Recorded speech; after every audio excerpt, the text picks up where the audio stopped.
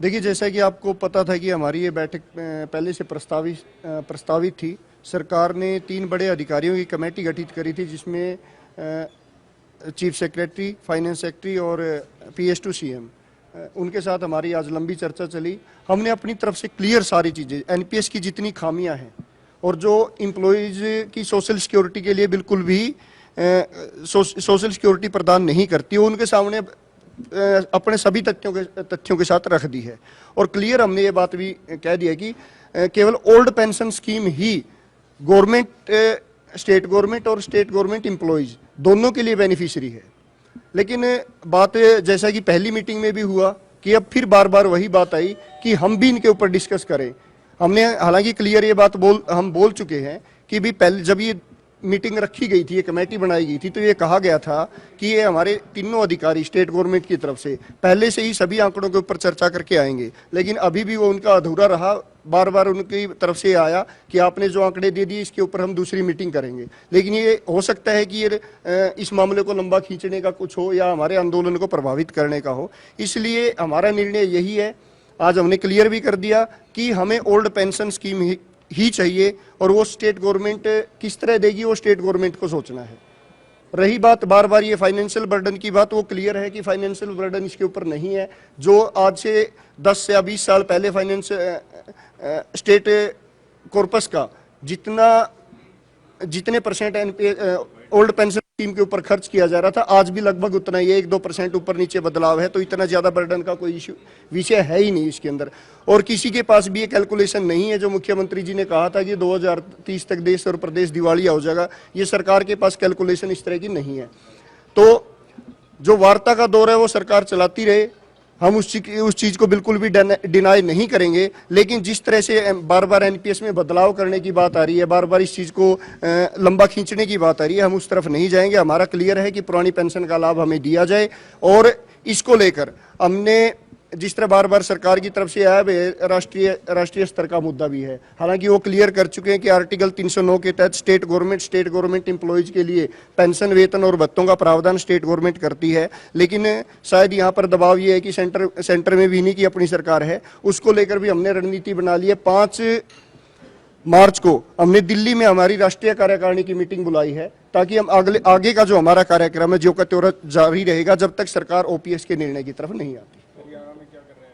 हरियाणा में भी हमने 26 को भी हमारी मीटिंग करी थी और अब 5 तारीख को भी हमारी तमाम जिला कार्यकारिणी की जिला स्तर पर मीटिंग होगी और वहीं पर हमारे आगामी जो हमारे कार्यक्रम है जो कि तो जारी रहेंगे। देखिए, बार बार वही चीजें आ रही है, बदलाव किसी भी चीज का समाधान नहीं है। और बदलाव हम चाहते हैं, लेकिन बदलाव क्या हो, NPS टू OPS जाए। हम बार बार एक बात कह चुके हैं, PFRD के द्वारा जो नेशनल पेंशन सिस्टम NPS लागू किया गया, वो जस्ट एक इन्वेस्टमेंट प्लान है, वो कोई किसी भी तरह से पेंशन प्लान नहीं है। और इन्वेस्टमेंट प्लान को आप पेंशन प्लान के साथ जोड़ ही नहीं सकते। हम पेंशन मांग रहे हैं, ना कि इन्वेस्टमेंट प्लान पर चर्चा करने के लिए यहाँ पर आए हैं। तो हमारा मुद्दा क्या है कि स्टेट गवर्नमेंट एम्प्लॉयज को जो 2006 के बाद भर्ती हुए हैं, उनको पूर्व के जो हमारे कर्मचारी है उनकी तरह जो की तो पुरानी पेंशन दी जाए, जो हमें 30 से 35 साल की सेवा के बाद सोशल सिक्योरिटी प्रदान करती थी। देखिए, बिल्कुल सारे होंगे। अगर स्टेट गवर्नमेंट, हमने क्लियर कर चुके हैं, अगर स्टेट गवर्नमेंट हमारी बात को नहीं मानती और इस मामले को लंबा खींचने की कोशिश करेगी, तो इस तरह के तो इससे भी बड़े प्रदर्शन हम करने को बिल्कुल करेंगे। उससे पीछे हटने वाले नहीं है जब तक कि 5 मार्च को हमारी राष्ट्रीय कार्यकारिणी की मीटिंग बुला ली है और इन सारी बातों के ऊपर निर्णय लेते हुए वहीं से हम घोषणा करेंगे। दिल्ली में भी हमारे आंदोलन की घोषणा करेंगे और राज्य स्तर पर भी जो हमारे आंदोलन है वो जो के तो जारी रहे। आप कुछ सुझाव लेकर आए थे कि किस तरीके से इसे लागू किया जा सकता है, तो अधिकारियों के सामने उसको लेकर पॉइंट? बिल्कुल, हमने क्लियरली सारी चीजें, सारे सुझाव हमने उनको दे भी दी, अपनी तरफ से सारा रिटर्न में भी सुझाव दिया है और हमने अपने सुझाव उनको समझाए भी हैं। लेकिन अभी देखिए, ये अधिकारी तो केवल एक माध्यम होता है सरकार का, जो सरकार तक बात पहुंचाने का, अंतिम निर्णय लेना होता है मुख्यमंत्री जी द्वारा। और वो हमारी कमेटी गठित होने के बावजूद भी आप देख चुके हैं उनकी बयानबाजी आपके सामने भी जिस तरह आई है। हमें नहीं लगता अभी कि वो OPS की तरफ जाना चाह रहे हैं। वो केवल बदलावों में उलझा के इस मामले को थोड़ा इधर उधर करने की कोशिश कर रहे हैं। लेकिन ये बदलाव नहीं, आज कर्मचारी आपने देख भी लिया कि संगठित है कर्मचारी और ज़्यादा मजबूती के साथ इसकी तरफ बढ़ेगा। और अगर स्टेट गवर्नमेंट नहीं मानती है तो हमारे आगे की ये जो कार्यक्रम और जो निर्णय है वो जो कि तो जारी रहेगा। आप कह रहे हो वार्ता का दौर चलता रहेगा, अभी आज के बाद दोबारा कमेटी से कब आपकी बैठक? देखिए अभी उसके हालांकि इन्होंने कहा कि अगले सप्ताह हम मीटिंग करेंगे, लेकिन अभी कोई डेट फाइनल नहीं हुई है। वो हमारे सामने जब भी आएगी हम आपके सामने रख देंगे।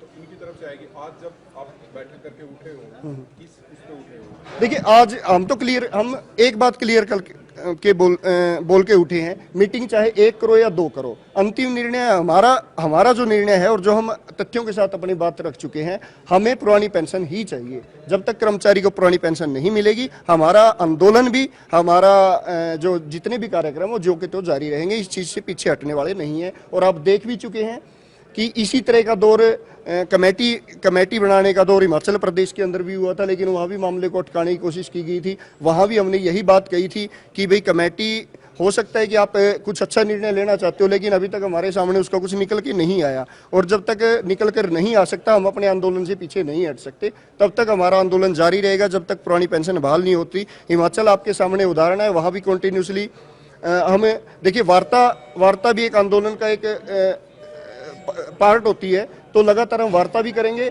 लेकिन अगर पुरानी पेंशन बहाल नहीं होती तो आंदोलन भी हमारा लगातार पैरेलली उसमें चलता रहेगा। पेंशन बहाली संघर्ष समिति हरियाणा जी अब क्या फैसला लेगी? आप जाके बात करेंगे अपने? बिल्कुल, हम अपने जिला स्तर पर हमारी जो कमेटियां हैं ब्लॉक जिला स्तर पर, और हमारे जितने विभागों के कर्मचारी हैं, एक्टिव साथी हैं, वो बैठेंगे, मीटिंग करेंगे और मीटिंग करने के बाद अगले आंदोलन की हम घोषणा कर देंगे। और इसके साथ साथ जो राष्ट्रीय आंदोलन की मैं बता चुका हूं कि 5 मार्च को हमारी राष्ट्रीय कार्यकारिणी की, जिसमें 24 प्रदेशों के हमारे प्रदेशाध्यक्ष और पूरी राष्ट्रीय कार्यकारिणी वहां पर सम्मिलित होगी। और वहां पर भी हम निर्णय लेंगे कि ये केवल एक राज्य में नहीं, ये सभी राज्यों में हमारा जो आंदोलन जारी है उसको वो आंदोलन और तेजी से आगे बढ़ाया जाए। और इसके साथ साथ दिल्ली में भी राष्ट्रीय स्तर पर भी बड़े आंदोलन की हम घोषणा कर सके। इसलिए हमारी वह मीटिंग 5 तारीख को